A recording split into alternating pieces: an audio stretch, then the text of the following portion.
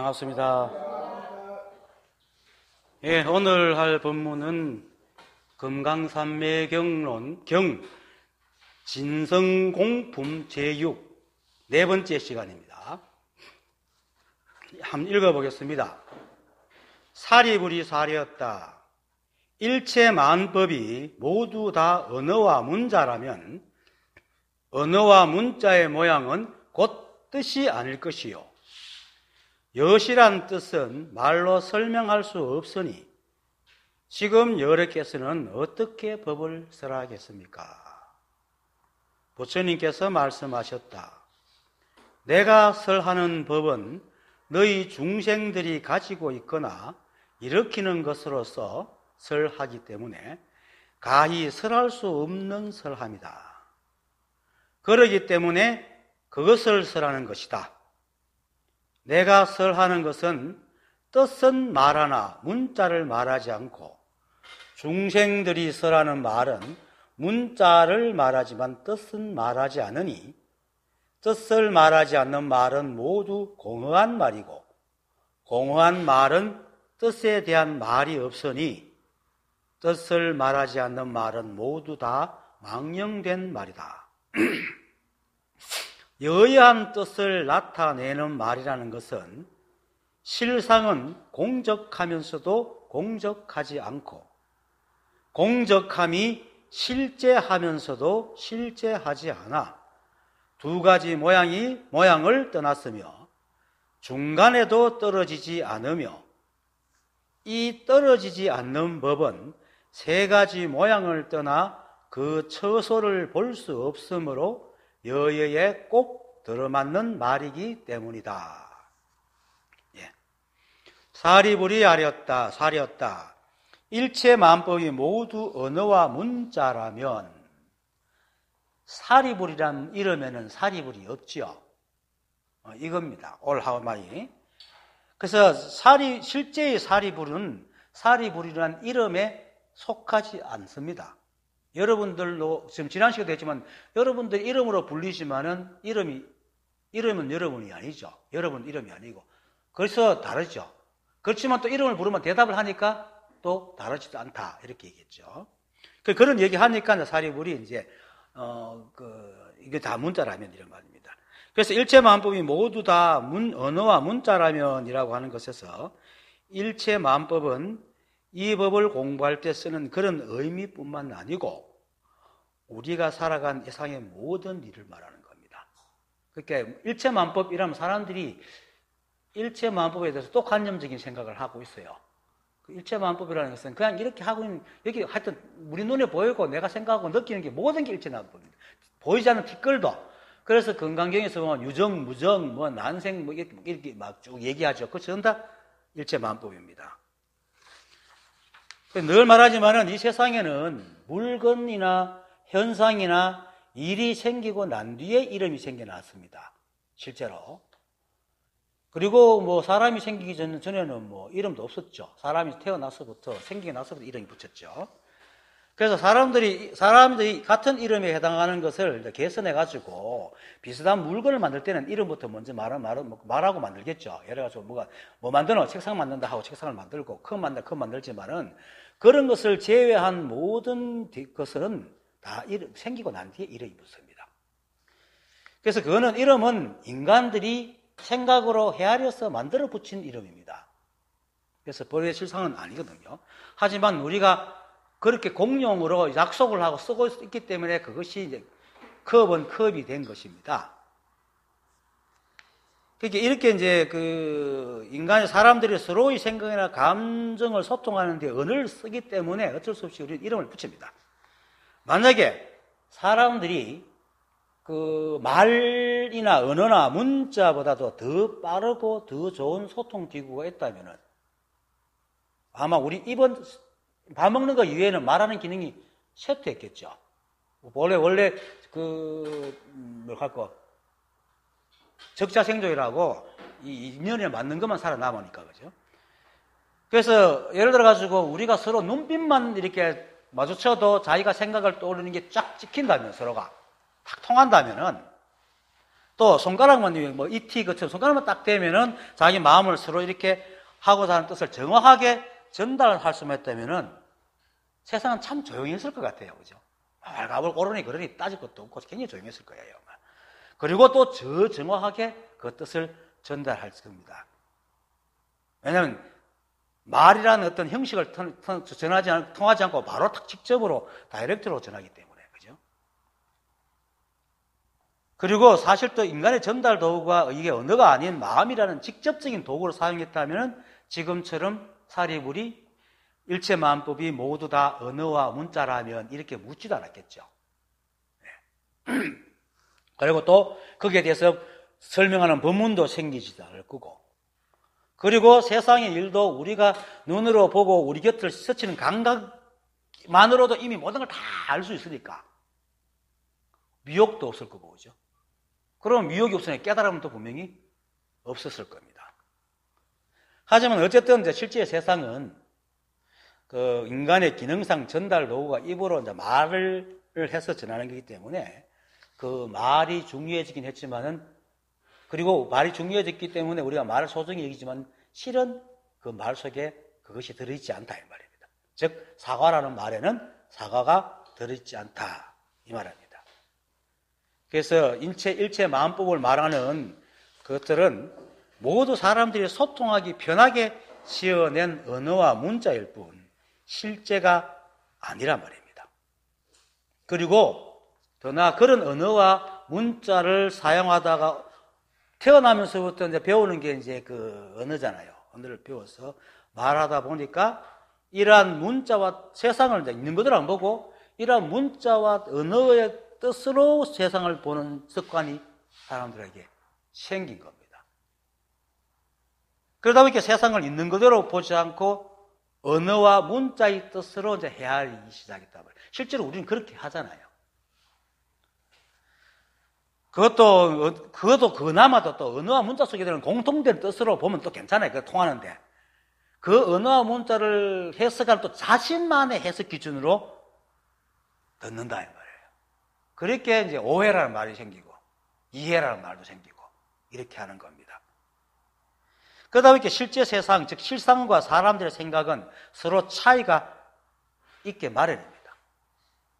그래서 그 차이를 실상에서 일어나는 일과 현상을 있는 대로 그대로 보고 해결하기보다는 사람들은 뭡니까? 오랫동안 습관화된 자기가 가지고 있는 언어와 문자의 뜻으로 해석해서 본단 말입니다. 그게 실상입니다. 그러다 보니까 세상이 자기가 알고 있는 문자와 언어에 들어있는 뜻으로 안 돌아가거든. 쉽게 말해서 우리는 은혜를 갚아라 할게. 이놈 소나디 은혜 안 갚으니까 세상이 왜 이래? 하고 이제 이렇게 그런 식으로 된단 말이에요. 그러니까 이제 세상을 막 원망을 합니다. 이게 번뇌와 고통입니다. 그렇게 우리가 쓰는 도구와 그것으로 통해서 받은 어떤 그 뜻과 진짜 세상의 뜻이 자꾸 부딪힌단 말이에요. 그런데도 불구하고 그거를 진짜 세상으로 보지 않고 자기 세상에 그 습관이 된 이게 옳다고 지고 있으니까 계속 부딪히는 거예요. 그게 바로 번뇌입니다. 그래서 우리가 일체마음법에 대해서 말하는 것이 이렇기 때문에 이러한 말과 생각으로 인한 번뇌와 고통에서 벗어나고자 또 애를 쓰죠. 그러다 보니까 뭐가 생겨났습니까? 지금 제가 하듯이 이제 법문이라는 게 생깁니다. 경전도 생기고 어록도 생기고. 그런데 이것마저도 어떻게 됩니까? 인간은 한계로 언어와 문자로만 소통할 수밖에 없어요. 그런데 지난 시간에 말했지만 그래도 이러한 언어와 문자가 이름을 그래도 그걸 만들고 설명하고자 했던 그 만든 사람이 살아있으면 그래서 사실 설명을 할 수 있는데 이제 그 사람도 죽었고 나면은 이제 만든 사람은 없고 문자만 딱 남아있으니까 이제 남아있는 사람들이 뭘 말하는지 그 자기 식대로만 얘기를 하기 시작합니다. 그래서 실상의 그 언어와 문자에는 이제 실상의 뜻은 사라지고, 그죠? 사람들이 생각으로 헤아리는 그 뜻으로만 변질되어 남아있기 때문에 이러한 언어와 문자로 이 법을 정확하게 전달하는 것이 거의 불가능하게 되었다. 지금 그거를 묻고 있는 겁니다, 사리불이. 그리고는 언어와 문자가 실상의 뜻이 들어있는 언어와 문자가 아니라 사람들의 생각이 물든 언어와 문자라면 어떻게 부처님께서는 그것을 설하겠습니까? 이렇게. 지난 시간에 부처님께서 37도 품 등의 법은 모두 이름과 숫자일 뿐이라고 했지 않습니까? 그리고 이 법은 오직 하나의 뜻으로 일체의 모양을 떠나 이름과 숫자와 모양으로 얻을 수 없는 법이라 했어요. 그래서 공의 성품이라고 했죠. 공이라는 것은 그렇게 공이라는 개념은요, 우리 인간의 개념입니다. 절대로.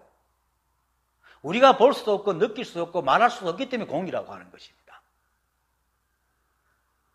만약에 우리가 이 한 법의 법칙과 작용까지 볼 수 있는 눈이 있으면 공이라고 안 하겠죠. 법칙과 작용이 보이는데.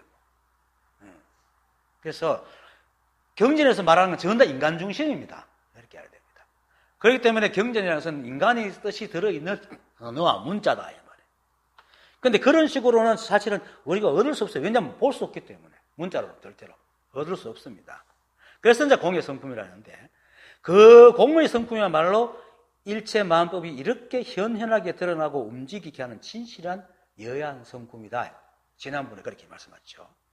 그래서 사실 우리가 깨닫기 위해서 배우고 있는 모든 언어와 문자 그리고 이름들은 다 방편입니다.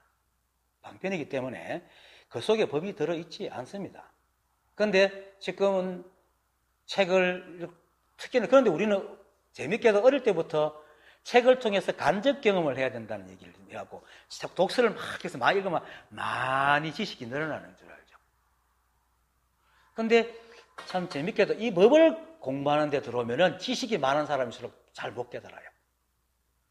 결국 그건 뭐냐면은 간접 경험으로 얻은 건 전부 자기 생각으로 더 씌워놨다는 겁니다. 물론 자기 생각을 많이 세밀하게 이해하고 말하는 데는 유능할지 몰라도 진짜 그것을 보는 데는 많이 막힌다는 거예요. 이거 아주 아이러니한 겁니다. 사람들 중에 보면 지식이 많아가 말을 잘하는 사람이 있어요. 그러고 세밀하게 자기 생각을 잘 봐가 자기 언어를 잘 봐가 잘 나눠서 얘기하는 사람이 있는데 실제로 당하는 것과는 전혀 다르게 얘기하는 사람이 많아요. 왜? 우리는 우리 바깥을 나갈 수가 없어요. 닫힌 구조이기 때문에. 우리가 직접 봐야지 알지, 들은 것으로는 자기 생각을 해야 할지 진짜를 알 수가 없는 게 우리 자신입니다. 그게 우리가 가지고 있는 한계죠. 그래서 깨닫기 위해서 배우는 그 모든 그 방법과 언어와 문자들은 사실은 방편이지 실제로 그 속에 법이 들어있지 않습니다. 하지만 그래도 그걸 진실되게 말하는 사람이, 그런 말을 하는 사람이, 그런 말을 지은 사람이 살아있을 때는 그게 전달이 돼요. 같이 대화를 하면서 고치고 쓰고 따듬어줘서 얘기를 할 수 있으니까. 또 그 정도는 우리가 통할 수 있는 존재이기 때문에. 같은 기관을 갖고 있고 하기 때문에. 그렇지만 이제 인멸해버리면은 그냥 말만 남고 실제로 못 전달합니다. 그런데 이제 중요한 거는 사람들은 이러한 이름을 많이 씁니다. 그렇죠? 그래서 실상보다 이름의 힘이 더 실리게 되고, 그 힘이 실상보다 더 강해져가지고 나중에는 실상을 있는 그대로 보기보다는 언어와 문자의 뜻으로 보려고 합니다. 그게 실제로 그렇잖아요. 사과라는 이름, 이제 맨 처음에는 사과를 보고 아기 사과구나 먹고 이제 맛을 딱 기억하는 것은 그때부터는 진짜 사과는 잊어버리고 그 언어와 문자화된 그것만 딱 쥐고 있어요. 그거는 뭡니까? 그 사과를 보면 에이 사과가 왜 저렇게 생겼어? 그러잖아요. 사과가 왜 저렇게 생겼어? 하는 말은 뭡니까? 지 언어와 문자가 옳고 저거는 진짜 사과는 틀렸다는 거거든. 이게 왜곡된 거죠. 완전히. 반대로 본다. 이 말이에요. 그래서 지금 법을 공부하는 사람들이 거의 대부분이 이렇게 언어와 문자와 문자의 뜻을 법과 동일시 하거나 오히려 실상보다 더 가치 있게 여기고 있습니다. 그래서 실제로 일어나는 세상을 보고 원망하잖아요. 지금 세상의 일을 보고 원망하잖아요, 사람들. 원망하는 게 뭡니까? 진짜 일어나는 게 세상인데 그것보다도 자기가 세상은 이렇게 되었는데 그게 더 강하니까 이놈 세상이 왜 이래? 이러고 있는 거죠. 그게 사람이 언어와 문자에 길들여져 있는 현상입니다. 그런데 동물들을 보면 가만히 보면 동물의 그 왕국 이런 거 보면요, 자기가 먹이를 잡아놓고 먹는데 더 큰 놈이 와서 막 덤비면은 원한 안 품고 밑분 카드가 탁 그냥 가버려요. 그러면 자기 거 잡으러 가요. 근데 인간들 끝까지 칼 갈잖아요. 그걸 승복을 못 해가. 왜? 인간은 옳고 그름만 판단을 하는 기능이 있어가지고 지 생각을 옳고 그름을 딱 판단하고는 저건 틀려무사하니까 저걸 바로 잡는다는 게 이제 복수를 하는 거라. 근데 동물들은 그런 기능이 없어요. 인연을 따라가는 거예요. 인간들은 자기 생각을 따라다니기 때문에 그러는 거죠. 이건 굉장히 복잡한 문제고 민감한 문제라고 요즘 하죠. 잘못하면 또 윤리가 도덕이 막 나가게 되면은 굉장히 복잡해지기 때문에 어쨌든 그렇게 이름과 언어와 문자에 길들여지면서 사람들은 실상의 뜻보다는 문자의 뜻에 더 이제 물들어서 본다 이 말이에요. 그것을 또 이제 말해주는 그것을 이제 틀렸다고 말해주는 것이 바로 이제 반야신경과 금강경 같은 대성경전입니다. 그리고 지금 우리가 공부하는 이 금강삼매경도 역시 그런 대성경전이죠. 그 중에서도 251자인가 252자, 251자라 하는 것도 252자라 하는데 두 가지가 있는데 반야신경에서는 아주 핵심을 찔러가지고 얘기를 하죠. 언어와 문자에 의한 의지하는 폐단을 지적하고 법은 언어와 문자에 있지 않음을 말해줍니다. 이렇게 오공개공. 먼저 우리가 그 세상을 보는 우리 감각기관을 믿을 수가 없다. 오온개공이라고 얘기했고. 그리고 그것으로 본 세상은 실상이 아니기 때문에 우리가 있다 하는 것이 없다 하는 거고 없다 하는 것이 있다 하는 거다. 그래서 공적시색, 색적시공, 공적시색이라고 하고. 그리고는 그 뒤에 설명이 뭡니까? 법을 말하는 모든 이름 앞에다 무자를 붙이잖아요. 무아니 비설신이, 색성상 미촉법, 다 무자를 붙이거든. 왜? 아니 비설신이 색성상 미촉법 이기면 실제입니까? 아니, 우리가 이름을 붙여놓은 거잖아요. 물론 안에 해당하는 우리 몸은 있지만 사실 이걸 안이라 해도 되고 코라 해도 되고 되죠. 그런데 이름을 안으로 붙여놨기 때문에 안이라 그러는 거다. 그래서 안이라는 말은 맞기도 하지만 사실 맞지도 않잖아요. 그래서 거기에 매여가지고 세상을 보지 말라는 뜻이 반야신경이다. 그래서 이처럼 언어와 문자에 사실 이 실제적인 실상의 뜻이 없는데 사람들은 이제 어릴 때부터 부모들로부터 교육을 받아가 그걸 진짜로 믿고 자라왔기 때문에 언어와 문자에 의지하는 오랜 습관에 벗어나지 못합니다. 그래서 자신이 가지고 있는 언어의 문자와 뜻이 오히려 법을 규정한다고 착각을 합니다. 그리고는 지가 규정한 대로 세상이 안 대해주니까 왜 저래 하고 번뇌에 빠져가 팍 뒹군단 말이에요. 그걸 바로잡기 위해서 대성경전들이 생겨나는 겁니다. 그리고 실상은 상대가 없는 절대법인 불이법인데 사람들이 쓰는 언어들은 뭡니까? 언어와 문자는 다 상대적인 기반을 둔 언어들입니다. 그렇죠? 전부 다 상대법을. 그래서 사람들이 고통에 빠지고 번뇌에 드는 또 하나의 이유가 비교할 수 없는 법을 상대적으로 만들어 놓고는 그걸 비교하고 옳고 그렇다 비판하는데 세상은 그렇게 안 돼주거든요. 그렇게 또 번뇌가 생기는 거예요. 그래서 이처럼 사리불은 이 법을 전달하기 위해서는 전달할 수단이 있어야 하고 인간은 그 전달 수단이 바로 이름과 문자와 언어로밖에 전달할 수밖에 없는 존재이기 때문에 인간들이 말하는 모든 법이 진실한 법이 아니고 다만 모양에 의지하고 상대를 붙인 이름과 문자일 뿐인데 이것을 가지고 어떻게 법을 설할 수 있겠습니까? 라고 이제 부처님한테 묻는 겁니다. 네. 그래서 그 다음 말이 언어와 문자의 모양은 곧 뜻이 아닐 것이요. 이것이란 뜻은 말로 설명할 수 없으니 지금 여러께서는 어떻게 법을 설하겠습니까? 이렇게 묻는 겁니다. 이게 참 금강삼매경의 유시각적인 요소가 굉장히 세밀합니다. 세밀하게 얘기를 하는데 여시란 뜻은 이제 인간의 말로 설명할 수 없는 것인데 인간이 가지고 있는 이게 인간의 말로 설명할 수 없어요. 그래서 이게 인간이 가지고 있는 큰 딜레마예요. 우리는 사실 여시란 뜻인데 여시란 뜻으로 살아가는 게 인간인데 인간의 언어로는 이게 표현할 수가 없는 거예요. 이게 딜레마인 거야. 그래서 또 번뇌와 고통이 생겨요. 갈등이. 그 다른 존재들은 어떨지 모르지만은 인간들은 방금 조금 전에 말한 것처럼 언어와 문자 이외에 서로의 생각을 완벽하게 전달할 수 있는 소통 도구가 거의 없단 말이에요. 그러고 사람끼리도 있어요. 되게 좋을 때는 마음이 척척 맞아요. 근데 조금만 틀어지면 고마 안 맞아. 그렇죠? 다 각자 생각한단 말이에요.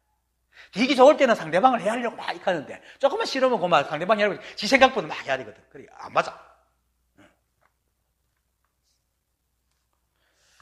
그러니까 이처럼 그나마 있다고 이제 마음을 헤아리는 그 마음조차도 감정조차도 순전히 자기 속에 갇혀 있는 마음과 감정이다. 그래서 내가 늘 가장 닫힌 우주라고 우리는. 그리고 이 우주 자체가 닫혀 있어요. 다른 우주 만약 다른 우주가 있으면은 그건 같은 우주지. 우리가 인식할 수 있는 같은 우주예요. 같은 법칙으로 돌아가기 때문에.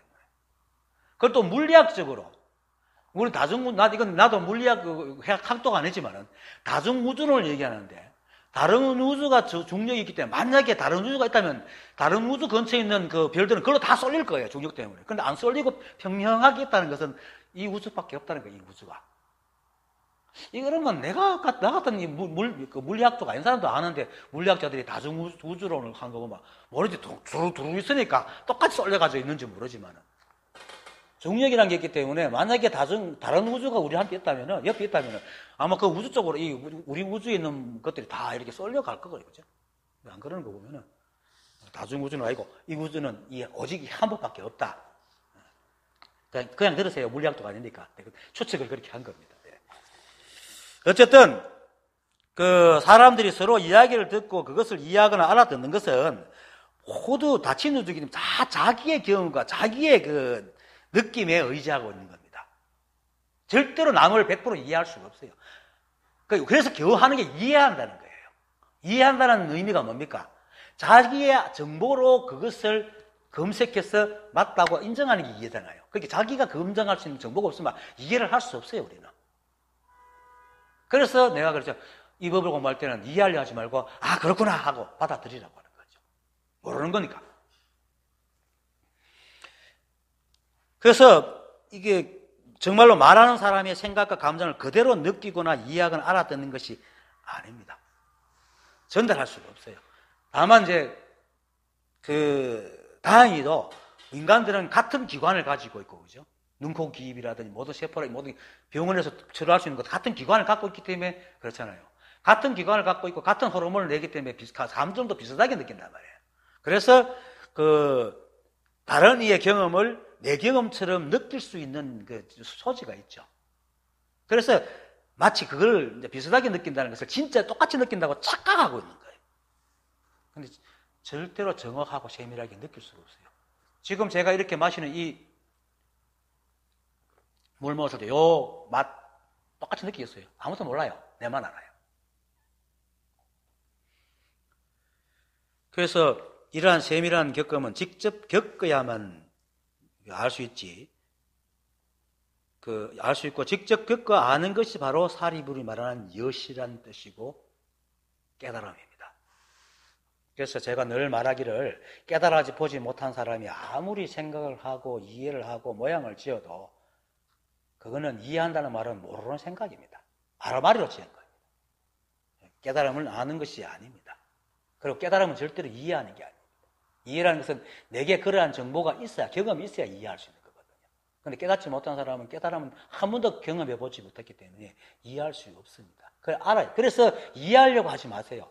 이런 슬픔할 때마다 자꾸 이해하려는 사람인데, 이해하려 하면 그 사람 자기가 겪어보지 못하면 정보가 없는데 무엇으로 이해를 한단 말이에요. 그냥 네 하고 들어야 됩니다. 선지식을 믿는다는 말이에요.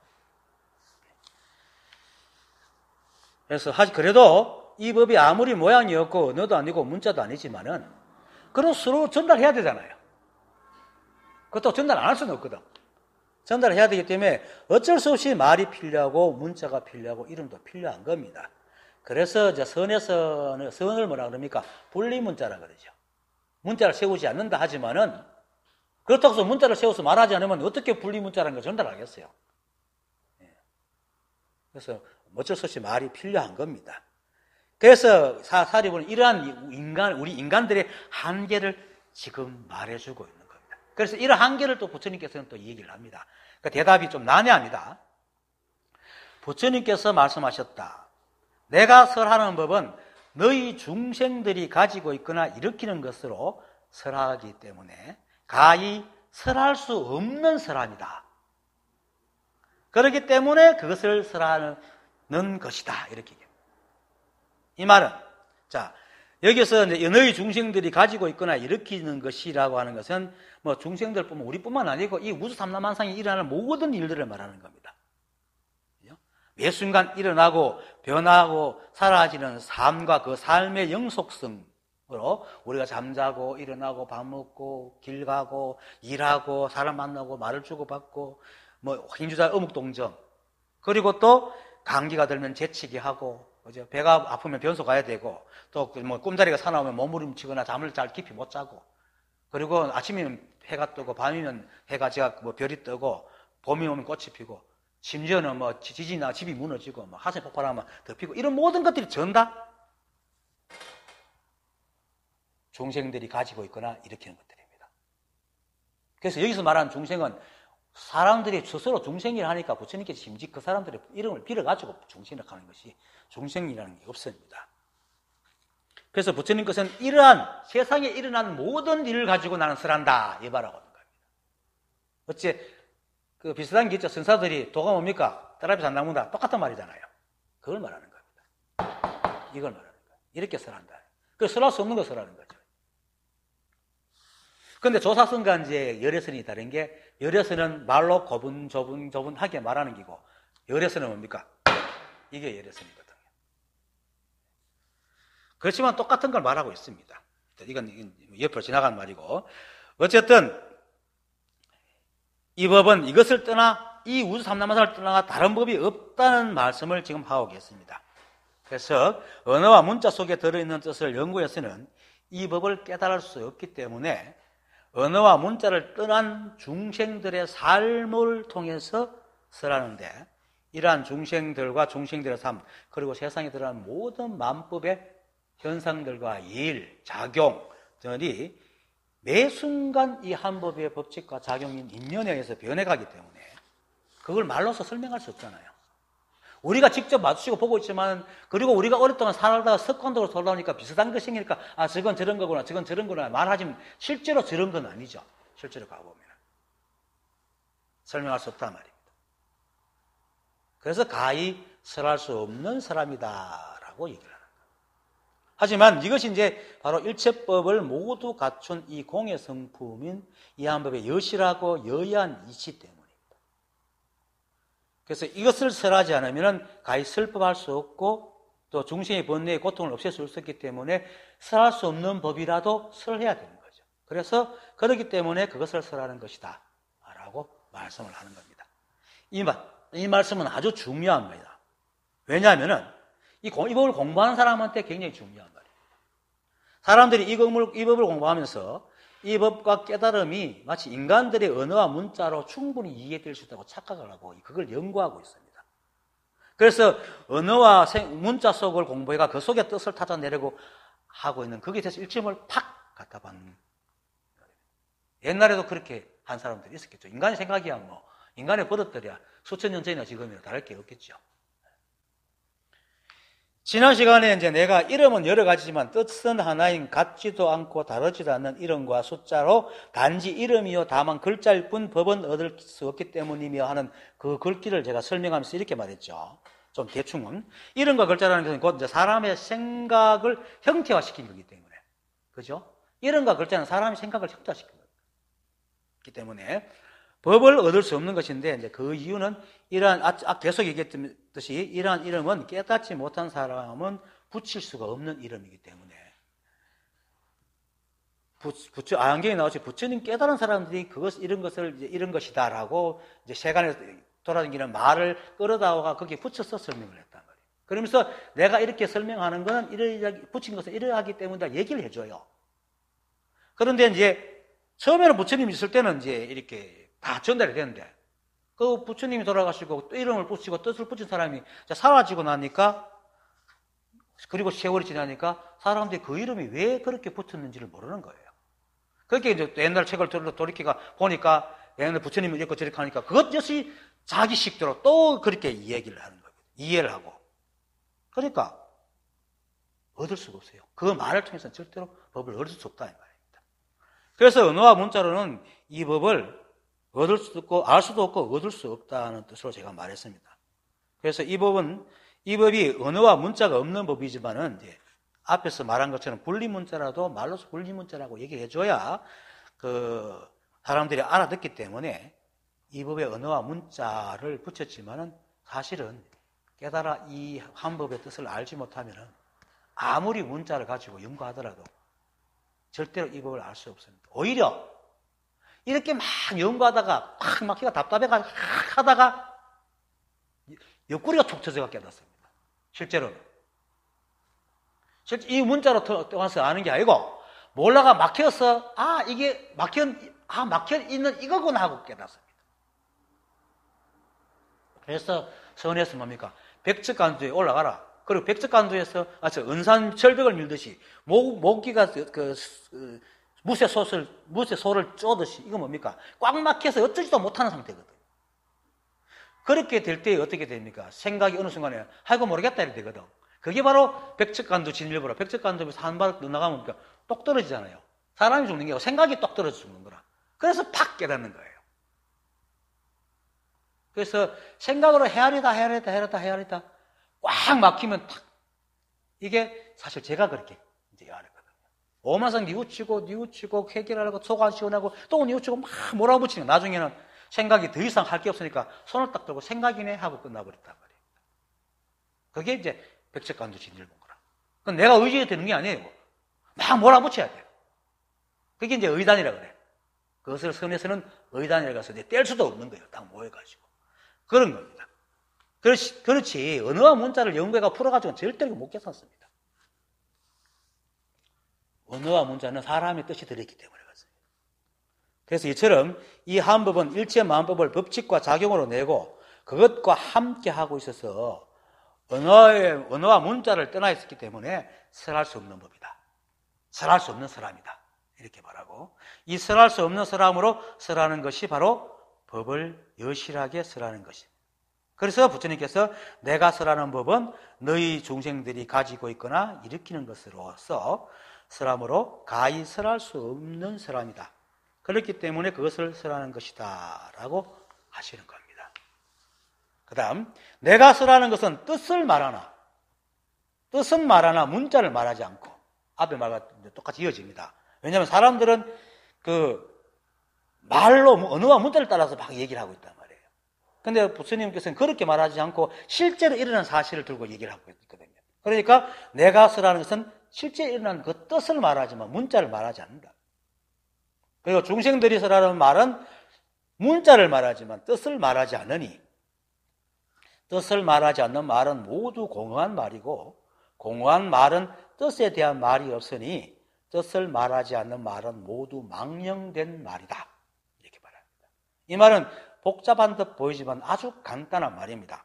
뭐냐면 이게 뭐냐면 사과라는 말에는 사과가 들어있지 않다는 말이고 사과라는 말과 의미에 익숙해진 사람들은 진짜 사과를 보더라도 진짜 사과를 보지 않고 자신이 아는 사과에 대해서만 집착하고는 그것으로 시비분별한다는 뜻을 이렇게 고상하게 말해놓은 겁니다.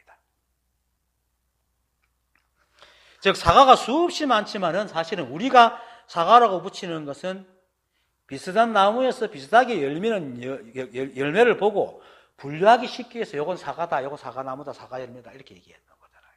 그런데 한 나무의 사과에 들어가면 똑같은 사과가 있습니까? 없어요. 이 우주에는 했잖아요. 눈이 생긴 일은 눈송이도 하나 똑같은 게 없다는데 그 사과가 어떻게 똑같은 게 있겠습니까? 그런데 그걸 우리는 사과로 퉁치거든요. 그러니까 진짜 사과는 어디가 보고 없고 사과로 퉁치는 그 의미만 남아있는 거야. 그러니까 그 의미를 쥐고는 진짜 사과를 보고 사과가 왜 이래? 못생겼네, 맛있네, 없네, 막 이러고 있다. 그게 우리가 보고 있는, 우리가 진짜라 세상이라고 여기고 있는 세상입니다. 그래서 진짜 사과가 아닌 이름에 붙은 의미를 따라다니는 것을 두고 중생들이 설하는 말은 문자를 말하지만 뜻을 말하지 않으라. 이렇게 말해요. 그런데 부처님께서는 진짜 중생들이 진짜 실제로 일으키는 두고 가지고 막 설법을 하니까 진짜 사과의 맛을 얘기한단 말이에요. 그러니까 내가 서라는 것은 뜻은 말하지만 문자를 말하지 않는다라고 얘기를 하는 것입니다. 계속 이 말이 바로 앞에서 말한 내가 설하는 법은 너희 중생들이 가지고 있거나 일으키는 것으로 설하므로 가히 설할 수 없는 설함이다. 그렇기 때문에 그것을 설하는 것이다 라는 말을 다시 한번 말하는 겁니다. 이 말은 내가 앞으로 계속 몇 번 써먹을 겁니다. 이 말이 참 멋있는 말이에요. 좋은 말이다. 그래서 뜻은 말하지 않는 말은 모두 공허한 말이고 공허한 말은 뜻에 대한 말이 없으니 뜻을 말하지 않는 말은 모두 다 망령된 말이다 라는 말은 당연한 말이죠. 진짜 사과를 두고 자신이 가지고 있는 생각 속의 맛으로 비교하고는 이건 사과다, 사과 아니다. 사과는 사과인데 사과가 아니라 우리 출래 불사춘 하는 말이 있죠. 봄은 왔는데 봄 같지 않다. 왜? 사람은 봄이라는 관념이 딱 있거든요. 분명히 계절상으로는 봄이 왔어요. 근데 봄이 추운 봄도 있고 따뜻한 봄도 있는데 사람들은 봄감은 딱 있으니까 출래 불사춘이라는 말이 나온다 이 말이에요. 근데 그거는 우리 인간으로서는 참 듣기 좋아요. 왜냐하면 인간 사회는 자꾸 그 언어와 의미에 맞게끔 대해주기를 사람들이 바라거든. 그 출래 불사춘이라는 말이 망고 실리 같지만 법으로 볼 때는 순전히 거짓말하고 있는 겁니다. 봄이 온 거예요. 불사춘은 자기가 생각이 지은 엉터리 봄이다. 그것이 인연을 따라 살아가는 겁니다. 출래 불사춘이라도 봄이라 알고 살고 하는 게 인연에 충실하게 살아가는 겁니다. 이처럼 이렇게 실제를 버리고 인간의 아랫말이만 따라다니는 것이 바로 공허한 말이다 이 말입니다. 그래서 실제한 세상의 그 일을 통해서 이 한법의 법칙과 작용을 보고 그것이 법임을 깨닫지 않고 언어와 문자 그리고 이름으로 법을 공부하는 모든 행위들은 다 공허하고 망령된 일이다라고 말씀을 하시는 겁니다. 이러한 일은 이 한법을 공부에만 해당하는 게 사실 아니죠. 우리가 살아가는 일에서도 그렇잖아요. 아까 사과 얘기했고 또 주위 사람들 서로 사람들을 보고 니 잘하니 못하니 니 왜 그러노 그러지 마라 이런 게 전부 다 그런 말이잖아요. 예, 니 왜 그러노 하는 것도 뭡니까? 그 사람은 있는 그대로 보지 않고 내 생각으로 그런 행위할 때 난 이래 할 때 저 사람은 왜 저렇게 해? 라고 얘기하는 거다. 실제를 보지 않고 언어와 문자 속에 자기 머릿속에 들은 것으로 보고 있거든. 그렇게 자꾸 사람을 간섭하는 거야. 다른 사람을 간섭하는 사람일수록 이게 많습니다. 이런 이 생각들이. 그래서 특히 자신의 주위에 있는 사람들의 일을 보고 있는 그대로 보지 않고 늘 자신이 가지고 있는 언어와 문자 속으로 비춰보고는 옳으니 그러니 하고 시비하고 분별하는 것도 똑같이 포함이 되는 겁니다. 왜냐하면은 이 세상의 일체의 모함법이 전부 다 이 법이기 때문에 이 세상에서 일어나는 모든 일들이 이 한법의 법칙과 작용을 벗어날 수가 없기 때문에 이렇게 뜻을 말하지 않는 말은 다 공허한 말이라는 것이 법을 가리키는 말에만 포함되는 게 아니고 이체 마음법에 다 포함이 되는 거예요. 그래서 부처님께서 오늘 법문 첫머리에서 내가 아까 했잖아요. 지금 내 써먹으라고 내가 설하는 법은 너희 중생들이 가지고 있거나 일으키는 것으로 설함으로 가히 설할 수 없는 사람이다. 중생들이 일으키거나 가지고 있거나 일으키는 것은 뭡니까? 백인 백색이잖아요. 그죠? 백인 한색이 아니란 말입니다. 백인 백색이거든. 그걸 다 얘기하고 있단 말이에요. 그러니까 이걸 어떻게 설하게 써준다. 그런 말을 하는 거예요. 법을 우리가 지금 여기 여러분들 모였지만 법을 공부하고 깨달음을 얻는 것은 실상을 보자고 하는 것이 관념을 얻고자 하는 게 아닙니다. 그래서 선은 활발발하다 그러죠. 활발발하다. 선이 활발발하다라는 말은 바로 이 법을 깨닫는 것은 관념이 아니다라는 말입니다. 활발발한이라는 말은 좀 재밌는 말이죠. 그런데 얼마나 강조하고 싶으면 활발에다가 다시 발을 더 붙이가 활발발하다고 얘기하는데 마치 대단한 뜻이 있는 것 같지만은 아주 간단한 말이고 우리가 늘 그렇게 살아가고 있습니다. 여러분들이 가만히 생각해 보세요. 똑같은 일을 하고 있는지 한 번이라도 똑같은 행위를 해도 똑같은 몸을 갖고 있지 않아요. 왜? 1초라도 지나면 몸이 달라지기 때문에. 그러니까 우리는 똑같은 짓을 할 수가 없어요. 이게 활발발한 겁니다. 이것을 말하는 것이, 이것을 깨닫고 이것을 아는 것이 선이란 말입니다. 그래서 선이 활발발하다 라고 얘기해요. 이 우주는 이 한법의 법칙에 의해서 잠시도 머물지 않고 끊임없이 변해가고 흘러가기 때문에 똑같은 모양이 하나도 없어요. 그래서 이렇게 현연하게 드러난 세상을 어찌 책 속에 들어있는 그 밑줄 안 되는 문자에 의해서 깨닫겠습니까? 그리고 일체만법은 오직 이 한법의 법칙과 작용으로 흘러가기 때문에 얘네 청정만 있기 때문에 무엇을 두고 옳다 그러다 할 게 있나 이거예요. 근데 이 한법의 발견이거든. 그래서 시비분별하지 마라 라고 얘기를 하는 겁니다. 그래서 굳이 옳고 청정함이 있다면은 모양을 세우지 않고 시비분별하지 않는 것이 옳고 청정한 거고, 또 굳이 청정하지 않음이 있다면 모양을 세워서 세상을 분별하고 시비하는 것이 이제 이 한법의 성품과 세상에 드러난 것에서는 옳고 그름이 없습니다. 그러니까 청정하지 않는 건 다 머릿속에 있다. 그래서 사회관 사람들은 옳고 그름을 따지고 분명하게 하는 것을 똑똑하다고 합니다. 사람들이 그렇죠? 저 사람 참 똑똑해. 옳고 그름을 잘 따진 사람은 똑똑하다 그래요. 근데 출세관의 법에서는 옳고 그름을 따진 사람이 가장 어리석은 사람입니다. 오죽하면 선지식들이 차라리 아무것도 모르는 바보 같은 사람이 되라고 할까요? 그 다음 여의한 뜻을 나타내는 말이라는 것은 실삭은 공적하면서도 공적하지 않고 공적함이 실제하면서도 실제하지 않아 두 가지 모양을 떠났으며 중간에도 떨어지지 않으며 이 떨어지지 않는 법은 세 가지 모양을 떠나 그 처소를 볼 수 없으므로 여여에 꼭 들어맞는 말이기 때문이다. 공적하면서도 공적하지 않고 내가 참 처음 이거 아무것도 모르고 배울 때 이야 이런 말이 다 있구나. 야 멋지다. 알고는 아무것도 아닌데 사실은. 내가 처음 성가기감이라는 책을 서산대사 성가기감 책을 들고 거기 나오는 선시를 보면서 마치 무협소설 보는 것 같아요. 너무너무 신나가지고 시원시원해요. 뜻은 모르겠는데 뭔가 세상에서 하는 말과 다르니까. 그런데 알고 나니까 그게 진짜 말이고 신기하게 여겼던 내가 모르고 있었던 거죠.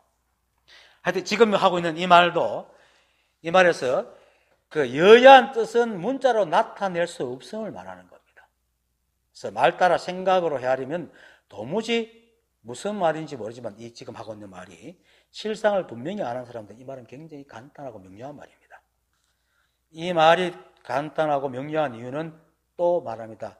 부처님께서 내가 설하는 법은 너희 중생들이 가지고 있거나 일으키는 것으로 설한다 하는 것 때문에 문자로 말하는 게 아니고 실제 일어나는 일로 말하기 때문에 이거는 간단한 겁니다.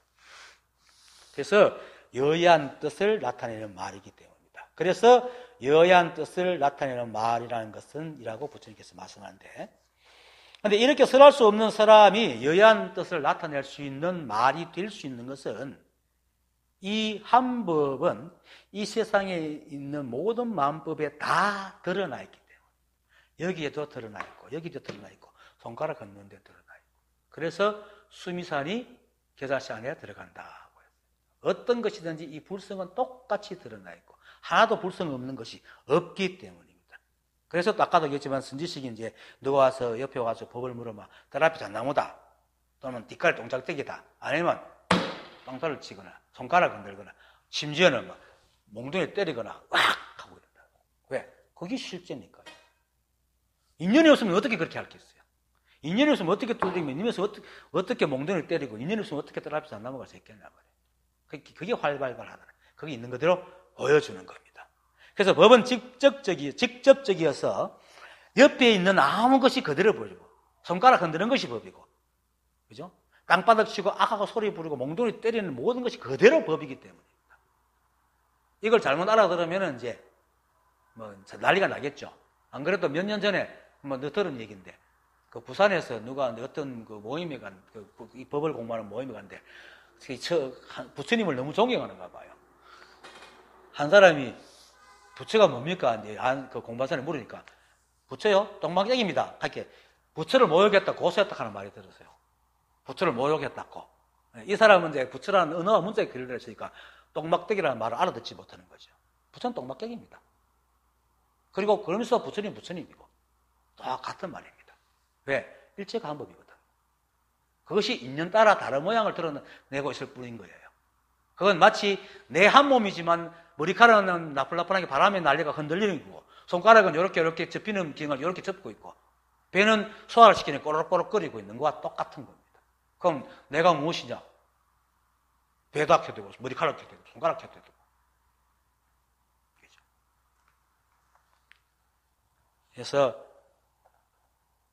실상은 늘 말하는 이 한법의 법칙과 작용으로 드러난 만법이기 때문에 생각으로 헤아리는 만법이 아니고 이 한법의 법칙과 작용으로 드러난 만법이기 때문에 그래서 매 순간 우리가 하는 모든 행동과 말과 그리고 생각하는 작용, 생각 내용을 말하는 거고 작용입니다. 그래서 그것을 일러가지고 우리는 뭡니까? 행주자와 어묵동정이라고 얘기합니다. 그래서 부대사가 그랬죠. 부처가 간 곳을 알고자 하면은 어묵동정지, 네가 어묵동정하는 거기에 딱 머물러 있어봐. 이렇게 얘기하는 거야. 그게 바로 부처야. 그래서 세상에 일어날 모든 일들이 바로 실상이고 부처입니다. 그런데 이러한 것은 여야한 뜻을 그대로 나타내지만은 그 인연의 내용, 인연을 일으키는 그 조건들이 너무나 방대해가지고 경우수가 너무나 많아가지고 그 모든 인연을 문자로 담아낼 수가 없어요. 그래서 설할 수 없는 것을 설한다라고 얘기를 하는 겁니다. 그래서 다 좀 더 세밀하게 말하면 연기중도는 말은 아주 간단해도 이런 연기중도의 법으로 중생들이 가지고 있거나 일으키는 것들은 너무나 복잡하잖아요. 실제로 내가 손가락 이렇게 하나는 들어도 법을 깨달은 사람들은 저게 법이구나. 어떤 사람은 손가락에 뭐 묻었나, 어떤 사람은 배고픈 사람은 손가락 밥을 가르치나, 다 생각이 다르게 보거든요. 그러니까 어떻게 말로 설명할 수 있겠어요? 그리고 내가 손가락 드는 이유도 간지러웠을 수도 있고, 뭐 몸이 뒹굴라고 들 수도 있고, 똑같이 일어나지만 수많은 게 있거든. 그걸 어떻게 말로 다 설명하지? 없단 말이에요. 그런 걸 말하는 겁니다. 그래서 하나의 인연이 일어나는 데 들어가는 조건이 너무 방대해서 간단하게 이것이다, 저것이다 할 수 있는 것이 아니기 때문에 설할 수 없는 것을 설한다. 제가 이제 옛날에 택시 할 때, 어떤 한두 번 그랬다마는, 얘기하다 보니 그런 방향으로 얘기하려가지고, 손님한테 이렇게 말했습니다. 손님께서 만약 오늘 아침에 1초만 늦게 일어났어도 제 차를 못 탔을 겁니다. 이해돼요? 1초만 늦게 일어나도 내 차 못 탑니다. 왜? 보통 사람들은 1초 그게 뭐 크다고 못하냐. 1초 일찍 일어나냐 늦게 일어나냐에 따라서 생각하는 머릿속에 생각이 달라지고 그러면 그 생각 따라서 하는 일이 달라집니다. 그렇죠? 뭘 먼저 하고 뭘 늦게 해야 될지 달라지거든. 그것만 달라지다 보면 그 일의 무게 때문에 일의 크기에 따라서 시간이 달라지게 되고 그럼 내가 출근하는 시간도 달라지게 되고 그럼 결국 내 차를 타는 것은 뭡니까? 하늘의 별 따기와 같다 이 말입니다. 이렇게 인연의 조건이 많은 거예요. 어떻게 해서 말을 설명하겠습니까? 그러니까 여러 개밖에 설명을 할 수 없는 거라.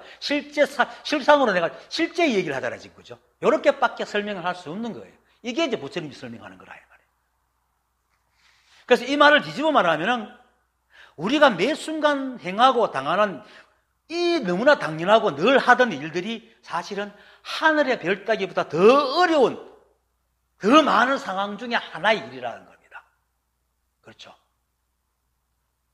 수많은 인연 중에 하나를 택해서 우리는 가고 있다. 이 말이에요. 그렇게 얼마나 복잡해요. 그래서 설할 수 없지만 그래도 이 설할 수 없는 이것이 바로 매 순간 드러나는 것이니까 여의한 뜻을 나타내는 말이다. 이 말이에요. 그래서 여러분들이 지금 앉아가지고 저를 보고 듣고 있는 이 모든 것이 여의한 뜻을 나타내는 거다. 그리고 이러한 일들이 일어나는 것은 이 한법과 이 한법의 법칙과 작용의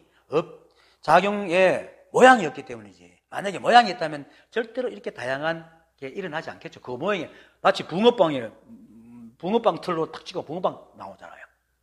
이 법이 만약에 어떤 모양과 법칙이 딱 틀이 잡혀 있다면 절대로 이렇게 다양하게 세상에 안 나타나겠죠. 하지만 그게 이렇게 이 세상이 이렇게 다양하게 나타날 수 있는 것은 이 한법과 한법의 법칙과 작용이 고정된 모양이 없기 때문에 이렇게 나타나는 거거든.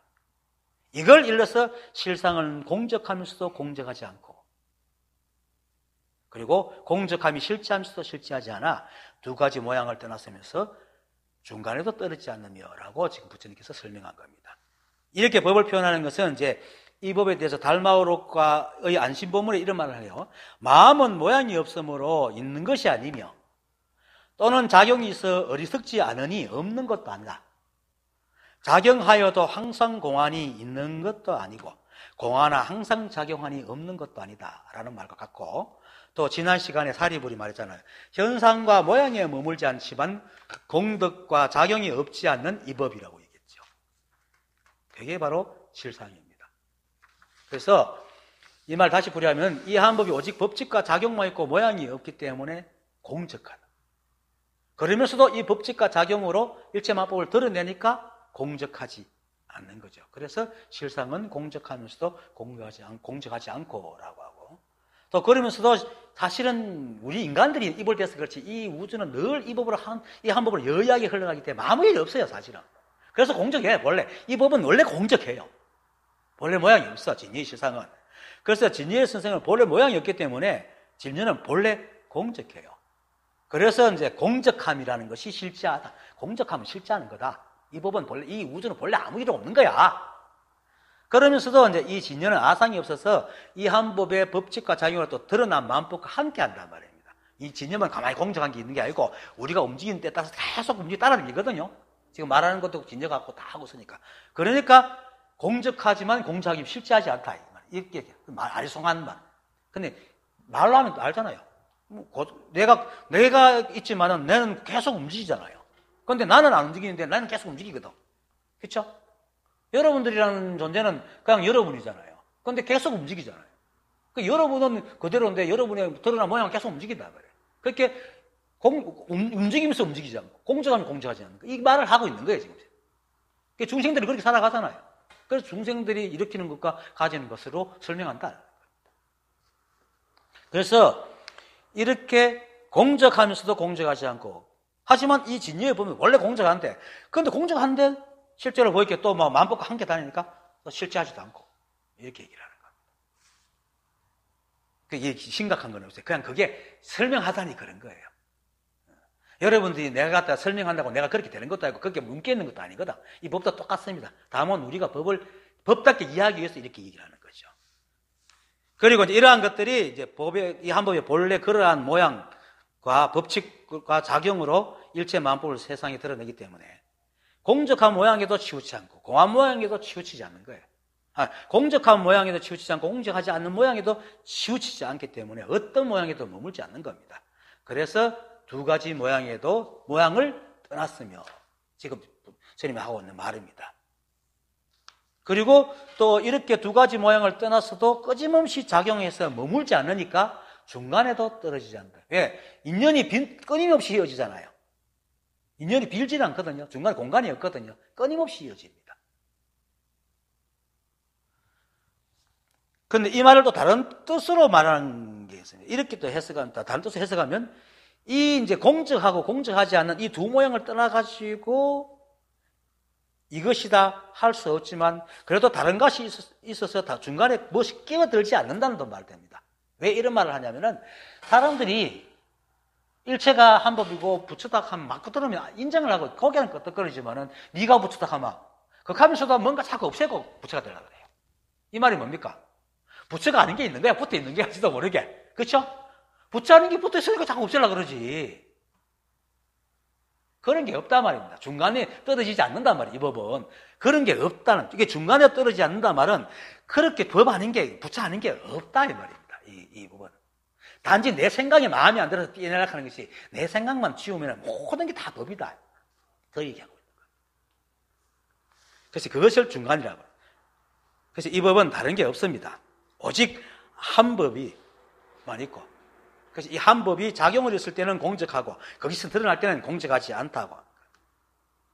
그리고 이 드러난 만법은 드러나 있으면서도 한 모양도 유지하지 않기 때문에 드러나 있는 모양도 떠나고 또 한 모양을 유지하지 않는 공적한 모양도 떠나니까 두 가지 모양을 떠났다고 하는 것이지, 이 한 법이 있고 다른 삿된 법이 또 따로 있어가, 그 다른 우주가 있어서 중간에 떨어졌다라고 얘기하는 것이 아니다 말입니다.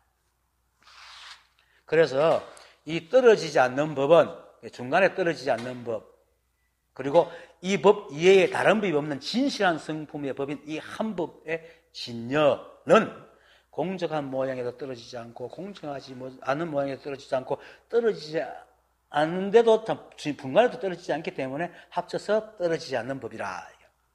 진여를 말하는 겁니다. 그래서 이 진여는 세 가지 모양, 즉 계속 말하자 공적함과 공적하지 않음, 그리고 중간에서 모양인데 다 모양을 떠났다. 그래서 이렇게 모양이 없으니까 우리 생각은 모양이 있어야 생각하잖아요. 그죠? 우리는 모양이 없으면 생각을 할 수가 없어요. 형상을 지어야 생각을 할 수가 있어요. 실제로 여러분들 생각하는데 가만히 생각을 들여다보세요. 생각하는 자기로 말로 생각을 해요. 그죠? 말로 생각을 하죠. 노래를 생각할 때도 노래를 떠올리며 생각하고, 그림을 떠올리며 생각하지, 아무것도 없이 그냥 아무것도 없는 생각을 못 해요. 우리 생각의 구조가 그렇습니다. 그래서 이 세 가지 모양을 다 떠나버리니까 도대체 생각을 할 수가 없어. 그래서 우리의 생각으로 헤아릴 수도 없고 어떤 문자로도 설명할 수 없으니까 언어와 마음의 길이 모두 끊어져 버린다. 길이 끊어졌으니까 처소가 없죠. 그래서 처소가 볼 수가 없는 거예요. 우리가 거기 갈 수는, 생각으로 헤아렸으면 거기 갈 수가 없어요. 그 처소를 볼 수가 없어요. 깨달음은 보이느냐? 안 보입니다. 눈으로 볼 수 없습니다. 하지만 분명히 알죠. 내가 부처이고 이 우주가 부처이라는 걸 알죠. 감각기관을 볼 수 없지만 내가 내 의미를 알듯이 여러분들이 여러분의 의미를 알잖아요. 그건 확인할 필요가 없잖아요. 깨닫는 사람은 자기가 법임을 확인할 필요 없이 알아. 그래서 그 처소를 알죠. 그런데 눈으로 보거나 손으로 만지려 하면 그건 이 사람 그 하는 자체가 벌써 자기가 법을 모르기 때문에 그러고 있거든요. 그 법을 모르는 사람들은 아무리 노력해도 잡을 수도 없고 볼 수도 없고 느낄 수도 없는 겁니다. 그렇게 볼 수 없는 것이 바로 실상입니다. 그래서 이러한 실상을 바로 부처님께서 말하신 중생의 삶을 통해서 드러난 설할 수 없는 것을 설하는 여야한 뜻을 나타내는 말입니다. 조소를 볼 수 없는, 떨어지지 않는 말이에요. 그래서 이러한 말이야말로 이제 여야에 꼭 들어맞는 말이라. 그래서 이제 부처님께서 이러한 말들이 여야에 꼭 들어맞는 말이기 때문이다라고 얘기를 하는 거예요. 그게 중생들의 가지고 일으키는 그것으로 설하는 그 말이야말로 여야한 뜻에 꼭 들어가는 말이지, 고정된 의미와 고정된 문뜻과 고정된 모양이 있는 언어와 문자는 도저히 설명할 수 없다, 여야할 수 없다, 이 말을 하거든요. 자, 먼저 여야라는 말은 세상이 이제 이 한법의 법칙과 작용인 연기법으로 현현하게 드러나고 또 끊임없이 머물지 않고 변해가잖아요. 이게 여야한 겁니다. 그런데 우리는 여야하다 하면 가만히 있는 걸 생각하잖아요. 평화스럽고 좀 더 움직인다면 봄바람 살랑살랑 불고 꽃이 피고 아주 좋고 따뜻하게, 이게 여야죠. 해오리 바람 불고 막 비바람이 치고 번개가 불고 땅을 치고 지진이 일어나고, 이건 여야가 아니죠. 이게 바로 우리가 언어와 문자의 길들이 있는 생각이에요. 이 우주에 일어나는 일들은 전부 다 이 우주가 그렇게 연계법으로 돌아가기 위해서 필요한 것들입니다. 사람한테 병이 없으면 새로운 것이 생겨날 수 없잖아요. 인연이 생겨날 수가 없어요. 병이라는 게 있기 때문에 새롭게 생겨나거든. 그렇기 때문에 죽음이 있어야 또 새롭게 생겨나. 이것이 끊임없이 반복하고 있는 것이 이 세상입니다. 그런데 법으로 볼 때는 그러한 일이 아무것도 벌어지지 않아. 그건 다 이 하나이기 때문에 어떤 일이 일어나도 하나의 법이거든요. 이렇게 할 때 이제 개체적인 자아가 없어지고 세상을 있는 그대로 보고 어떤 생각이 끄달리지 않는다. 그래서 여야한 거야. 그래서 아무 일이 없는 거예요. 그래서 세상에 어떤 일이 일어나더라도 모두 이 한법이 일이기 때문에 늘 그래서 어떤 일이 일어나도 아무 일이 없다. 이게 여야한 겁니다.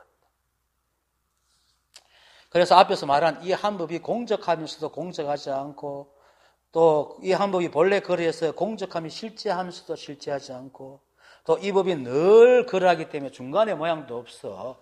세 가지 모양이 다 떠나 있어 그 처소를 볼 수 없지만 그 법칙과 작용으로 일체만법으로 스스로 자기를 드러내고 있고, 드러난 만법 역시 이 한법의 법칙과 작용을 여의지 않고, 그죠? 이 세상에는 이 한법과 만법을 떠난 중간 세상도 없기 때문에 이 세상에서 일어나는 일은 뭡니까? 다 이 한법의 일로 어떤 일이 일어나도 다 여야할 뿐 다른 일이 없다. 이게 여야한 겁니다. 꽉 차 있단 말입니다. 법으로. 온통 이 한 법으로 꽉 차 있는 것입니다. 그런데 그게 모양이었기 때문에 텅 비어 있다. 그래서 세상에 어떤 일이 일어나도 늘 본래 그러한 일이어서 늘 여야한 겁니다. 그래서 이 역시 다시 돌아가서 부처님께서 처음 말씀하신 내가 설하는 법은 너희 중생들이 가지고 있거나 일으키는 것으로 설함으로라는 말과 딱 합치되는 말입니다. 그렇게 알아야 됩니다. 그래 비록 말로서는 가히 설할 수 없지만 드러난 세상은 한 점 티끌 없이 이 한 법의 법칙과 작용으로 드러난 것이기 때문에 그 모양 그대로 이 진여의 법을 설하고 있어 다시 가히 설할 수 없는 설함이다. 설할 수 없지만 그 드러나는 낱낱의 모양이 다 이 법을 설하고 있는 거다. 그것을 얘기함으로써 설할 수 없는 법을 설한다. 그래서 조수선사에게 누가 법인 조사가 서쪽에서 오신 뜻이 뭡니까? 이러니까 뜰 앞에 잣나무다. 이게 바로 설할 수 없는 말을 설하고 있는 거. 법을 설하고 있는 겁니다. 도가 뭡니까? 이게 설할 수 없는 법을 설하고 있는 거라. 이처럼 세 가지 모양을 떠나 어떤 말로도 설명할 수 없어서 거쳐서도 알 수 없지만은 이 한 법의 법칙과 작용이 단 한순간도 끊어지거나 머물지 않아서 세상 만법의 일들이 이렇게 현현하게 각가지로 드러나 화음세계로 법계를 장음하고 있기 때문에 부처님께서 여여에 꼭 들어맞는 말이기 때문이다라고 말하는 거예요. 여여란 말은 우리가 가지고 있는 문자와 언어로 해석하면 여여가 뭔지 모릅니다. 이 세상 이대로가 바로 여여입니다. 내가 꼴불기 싫어도 그건 여여입니다. 꼴불견스러운 것은 내 개인적인 소견이고 꼴불견스러운 일은 이 세상의 법으로 흘러가는 실상이다. 그래서 세간의 사람들은 꼴불견스럽다고 막 따지는 놈이 똑똑하지만 출세간에서는 그보다 어리석은 사람이 망년된 생각하는 사람이 없다. 그래서 우리는 이 한 법을 깨닫기 위해서 이 공부를 하고 있습니다. 그런데 지금 계속 말하듯이 이 법이 어디에 따로 거하는 것도 아니고 또 따로 거하여 어떤 모양으로 존재하는 것도 아니고 또 이 법을 떠난 어떤 다른 것이 존재하는 것도 아니고 매 순간 우리와 함께 하고 있는 것이 이 한 법입니다. 사실 나라는 이름을 붙인 육체가 있지만 여기에 뭔가 텔레비가 있어도 전기가 안 들어오면 텔레비가 못 동작하듯이 내가 있지만은 안에 뭔가 움직이는 동력이 없으면 죽은 사람처럼 있잖아요. 그런데 이렇게 움직일 수 있는 게 뭡니까? 이 법인데 이렇게 움직이는 게 내만 있는 게 여러분 똑같잖아요. 다들 똑같이 가지고 있거든요. 이것은 이게 한 법이야. 바람이 불면 흔들리죠. 다 똑같기 때문에. 그래서 조사들이 손을 흔들거나 탁자를 치거나 땅바닥을 치거나 주위에 있는 것을 가리키면서 이거다. 라고 얘기하고 또 부대사가 아까 말했듯이 부처를 보려고 하면 네가 매 순간 움직이는 그것을 보거든. 그게 바로 부처야. 이렇게 얘기를 하는 겁니다. 그래서 이렇게 손을 흔들거나 탁자를 두드리는 소리에 문득 그걸 알면은 언어학 문제 필요가 없어요. 언어학 문제는 교통하기 위해서 사람들이 말해주기 위해서 필요한 것이지 이 법을 아는 데는 언어학 문제가 필요가 없습니다. 이렇게 아는 거지. 그리고 여러분들이 부처임을 알면 그것으로 끝입니다. 그래서 늘 자신이 부처임을 믿고 또 일체가 한 점 티끌 없는 법 그 자체임을 믿고 쉼없이 일체가 한 법이다. 내가 부처다. 라고 대대십시오. 오늘 공부 끝내겠습니다.